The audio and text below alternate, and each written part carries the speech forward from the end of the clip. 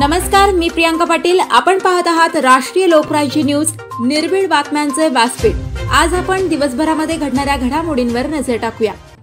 शिवमहापुराण कथेचे आयोजन झाले पूर्ण। माजी खासदार सुजयदादा विखे पाटील यांची माहिती। राहाता तालुक्यातील सर्वात मोठी बातमी समोर येत आहे ती म्हणजे शिवमहापुराण कथा। कार्यक्रमानिमित्त दिनांक 12 ऑक्टोबर 2025 रोजी शिर्डी ग्रामस्थांच्या वतीने प्रवचनकार परमपूज्य प्रदीप मिश्रा महाराज यांचे भव्य स्वागत करण्यात येणार असून सायंकाळी 4 ते 5 या वेळेत शिर्डी येथे भव्य मिरवणूक काढण्यात येईल। त्यानंतर राहाता ग्रामस्थांच्या वतीने सायंकाळी 5 ते 6 या वेळेत भव्य मिरवणुकीचे आयोजन करण्यात आले आहे।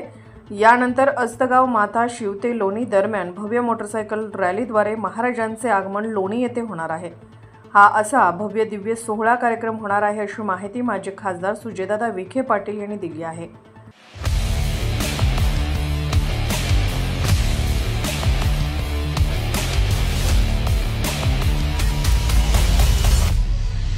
श्री शिवाय नमस्तुभ्यम।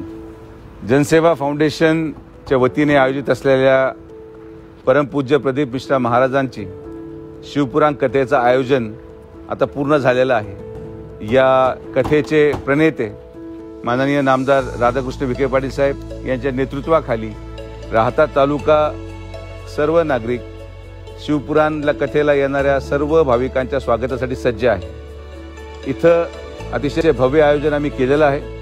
आम्हाला विश्वास आहे की उद्यापासून चालू होणाऱ्या या कथेला महाराष्ट्रातून आणि देशातून सर्व शिवभक्त मोठ्या संख्येने येतील।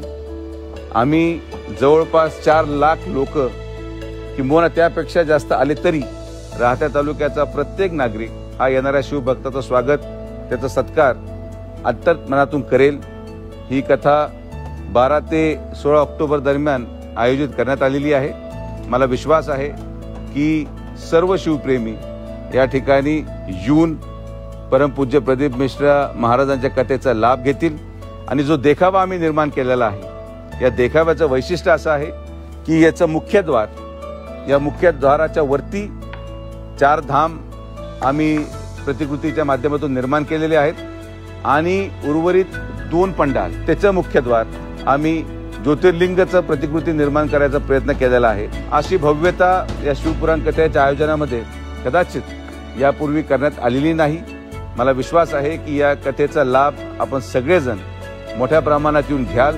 किती जरी मोठ्या संख्येने भाविक आले तरी सुद्धा त्याचं आयोजन आणि नियोजन हे जनसेवा फाउंडेशनच्या वतीने माननीय नामदार राधाकृष्ण विखे पाटील साहेबांच्या नेतृत्वामध्ये केलं जाईल हा विश्वास मला आहे। तर आपण सर्वजण या आणि या कथेचा आनंद घ्या। श्री शिवाय नमस्तुभ्यम। राष्ट्रीय लोकराज्य न्यूज नेटवर्क शिर्डी। ताज्या बातम्यांसाठी आणि अपडेट्ससाठी राष्ट्रीय लोकराज्य न्यूज चॅनलला सबस्क्राइब करा, तसेच लाईक आणि शेअर करा।